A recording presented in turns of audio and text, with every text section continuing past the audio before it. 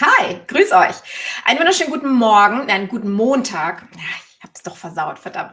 Einen wunderschönen guten Montag an euch alle. Ich hoffe, eure Woche hat gut gestartet.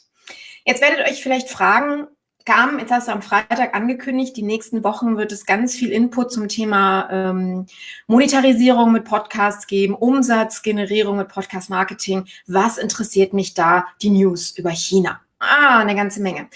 Erinnert ihr euch, dass immer wieder gesagt wird, so im Marketingbereich, alles, was in Amerika passiert oder Entwicklungen, die dort vorherrschen in der Marketingbranche, so 4, 5 Jahre später zu uns kommen?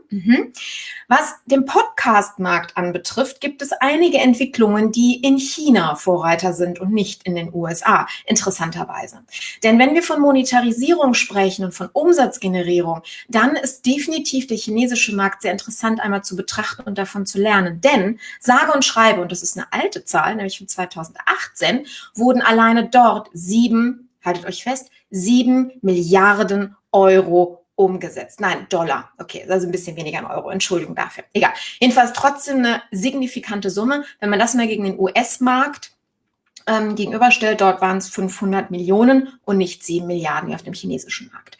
Von daher ist es nicht dumm, sich da auch mal zu orientieren, zu gucken, wie dort die Entwicklungen sind. Im größten Teil wird dort mit Werbemarketing Umsatz generiert und mit den Abo-Modellen, die bei uns in Deutschland noch ganz, ganz langsam anziehen. Die werden wir uns in der nächsten Zeit auch hier angucken, beziehungsweise dann später werden wir euch ganz viele Infos dazu auch im Podcast Support Center geben. Kleiner Werbeblock an dieser Stelle.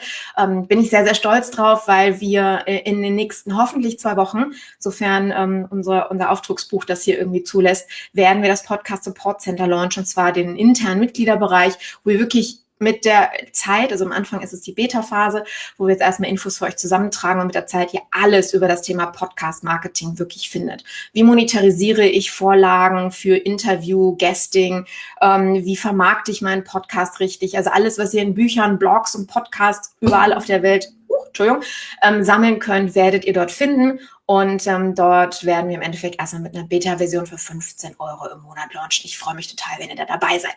Aber anderes Thema werden wir dann demnächst berichten. Kommen wir nochmal zu China zurück.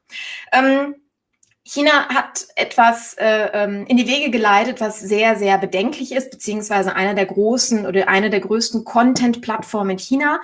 Wir reden dort nicht von einem Distributor wie beispielsweise iTunes, wo es um den RSS-Feed geht, den ihr einrichtet, sondern es geht dort um eine userbasierte Content-Plattform, wo du jetzt einzelne Audios zum Beispiel hochlädst, ähnlich oder vergleichbar in Deutschland mit SoundCloud. Was haben die gemacht? Die haben festgestellt, unsere Podcaster verdienen unfassbares Geld, also die Top-Leute, mit Werbemarketing. Wie gesagt, 7 Milliarden Dollar im Jahr 2018 alleine über dieses Medium umgesetzt. Wir wollen natürlich daran partizipieren. Was haben die jetzt also gemacht? Die haben den Podcastern mal eben die Pistole auf die Brust gesetzt und gesagt, pass auf, wenn du hier weiterhin Content bei uns distribuieren willst, wenn du weiterhin sichtbar sein willst über unsere Plattform, die eine der Top-Plattformen in China ist, also nicht irrelevant, vergleichbar mit iTunes, vergleichbar mit Spotify bei uns, also vom Ranking her, von der Wichtigkeit her, von der Bekanntheit her, dann musst du transparent werden. Das heißt, du zeigst uns jeden Werbedeal, du gibst uns jede geheime Information raus, sprich, wie viel Downloadzahlen hast du, was sind die Verhandlungsbasen mit euren Dienstleistern, beziehungsweise mit euren Werbekunden und wer sind die Werbekunden? Also worauf läuft das langfristig hinaus? Dass der Podcaster nicht mehr direkt die Werbedeals macht, sondern am Ende des Tages die Plattform, ich habe die noch gar nicht genannt, die heißt Ximalaya, also Himalaya nur mit X geschrieben an der Stelle und im Endeffekt in Zukunft dann Ximalaya die Werbedeals an Land zieht und den Podcastern ja so ein Ovolus von, aktuell berichten sie schon von nur 20%. Das müsst ihr euch mal reinziehen. Die Top-Podcaster, die wirklich Millionen teilweise, das ist möglich, im Jahr mit ihren Podcasts umsetzen, die den Content liefern, die Werbedeals einrichten, die richtig gutes Netzwerken im Hintergrund betreiben, um das überhaupt auf die Beine zu stellen, die werden am Ende dafür bestraft, dass sie fleißig sind. Und dementsprechend ist das schon ein harter Tobak dann an der Stelle. So, Warum ist das für uns wichtig? Interessant ist, dass es quasi ein Tochterunternehmen von Ximalaya gibt, das Himalaya heißt. Ja, also quasi der erste Buchstaben ausgetauscht, eben, ich sag mal, verwestlicht an der Stelle, die auch für den deutschen Markt zuträglich oder zugänglich Dienstleistungen für Podcaster anbieten. Hosting, Werbevertriebsmöglichkeiten und ähnliches. Ja, also da sollte man an der Stelle ein bisschen hellhörig werden. Und da ist auch das große Problem, wenn ihr nämlich so einen Deal mit so einem Hoster oder mit so einer Plattform wie Ximalaya in China eingehen müsst, habt ihr rechtlich teilweise ein Problem. Denn bei uns ist es beispielsweise so, wir haben ja am Anfang, als wir 2017 mit der Podcast-Agentur gestartet sind, haben wir ja Werbedeals vermittelt zwischen Podcastern und Unternehmen. Und da war es so, dass diese Deals halt Geheimhaltungsklauseln hatten. Das heißt, man hat nicht drüber gesprochen, wie die Zahlen im Hintergrund aussehen und wie die Deals aussehen, über welchen Zeitraum sie laufen und ähnliche Dinge. Naja, das Problem ist, dass Ximalaya in dem Moment genau diese Geheimhaltungsklauseln verletzt und euch eigentlich zwingt, also beziehungsweise die Podcaster in China zwingt, rechtswidrig zu handeln, indem sie das offenlegt. Also passt bitte auf, selbst bei euch, dass ihr euch die AGBs, wenn ihr solche Deals eingeht, wenn ihr euch auf Plattformen anmeldet, vorher durchlest.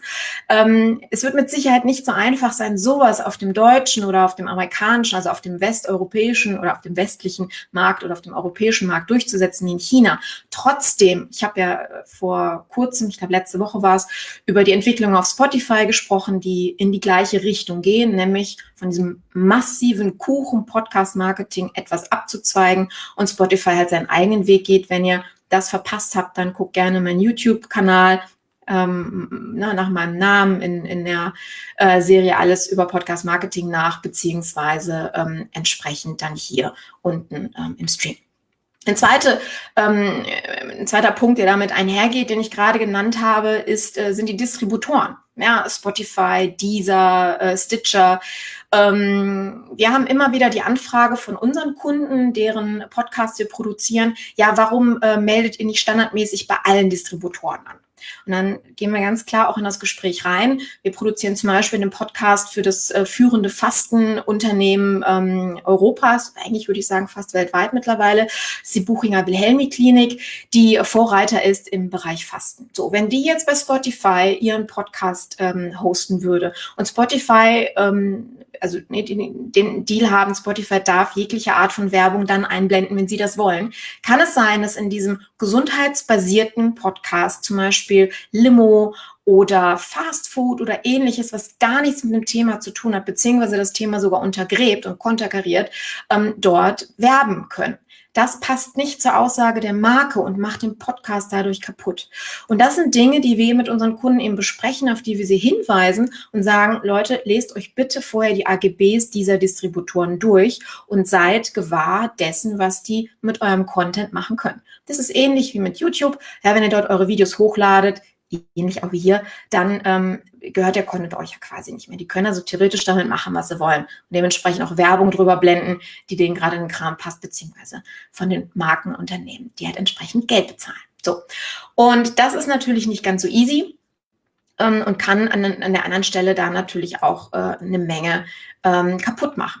So, was heißt das in letzter Konsequenz oder die Frage, die ich an euch stelle, der Werbemarkt. Also ich habe ja am Freitag im Podcast, im Live hier erzählt, dass es eine Menge Möglichkeiten gibt, mit Podcast-Marketing zu monetarisieren oder Umsätze zu generieren durch oder mit euren Podcast. Ich habe ja schon die Zahl 20 so einen Raum geworfen, 20 Methoden, Möglichkeiten. Es gibt weit mehr, je nachdem, wie differenziert man die einzelnen voneinander trennt oder aufteilt. Und Werbedeals zu verkaufen, ist nur eine von diesen Methoden. Ich kann euch nur ganz stark ans Herz legen, macht euch von dieser Methode nicht komplett abhängig. Denn wenn sich der Markt verändert, wenn sich die Bedingungen verändern, wenn diejenigen, die quasi Markteintrittsbarrieren aufstellen können, wie Player, wie Spotify beispielsweise oder auf einem anderen Markt, jetzt Ximalaya in dem Fall, dass ihr euch dementsprechend das, was ihr hart erarbeitet habt und wo ihr euch nur ein Standbein aufgebaut habt, um mit diesem Medium Geld zu verdienen, dass das vielleicht von heute auf morgen weg sein kann oder sehr stark eingeschränkt sein kann. Und deswegen solltet ihr, genauso wie es Corona jetzt auch gezeigt hat, niemals auf einem Standbein stehen, sondern euch andere Wege auch überlegen, wie ihr euren Podcast einsetzen und nutzen könnt, wie ihr so Podcast-Marketing richtig betreibt, um darüber Umsätze zu generieren, nicht nur für eure Show, wenn das quasi euer Produkt ist, sondern auch darüber hinaus. Ja, also so viel zum Thema, was auf dem internationalen Markt gerade los ist. Wir gucken natürlich als Agentur nicht nur darauf, dass wir gute Dienstleistungen machen, sondern vor allen Dingen, was die Entwicklung ist, weil wir uns auch als Wissensanbieter und als Berater in dem Sinne ja auch sehen und verstehen. Und von daher werden wir euch in der nächsten Zeit auch immer wieder solche Marktgeschehen mitgeben. Und wenn ihr Fragen dazu habt oder unsicher seid, was die einzelnen Bereiche anbetrifft, soll ich mich jetzt mit dem und dem Thema, was ich habe oder dem Ziel, was ich mit meinem Marketing-Medium-Podcast habe, soll ich mich dort und dort anmelden, könnt ihr diese Frage natürlich gerne an uns stellen an der Stelle. Da sind wir für euch da. Ja, damit bin ich auch für heute erstmal durch mit dem Thema. Und hoffe, euch da mal so ein bisschen die internationale Welt des Podcastens offengelegt zu haben und euch immer so Denkanstöße auch gegeben zu haben, was mit eurem Podcast passieren kann, beziehungsweise worauf ihr euch auch vielleicht in der Zukunft einstellt. Wir sehen uns in der nächsten Live-Show wieder. Ansonsten begrüße ich euch ganz herzlich im Branding und Kundengewinnung mit Podcasts an der Stelle im Podcast selber, und dort könnt ihr jederzeit nochmal Themen nachhören. Da wird jetzt auch zweimal die Woche abgedatet. So, in dem Sinne, eine erfolgreiche Restwoche noch und bis zum nächsten Mal. Eure Carmen. Ciao, ciao.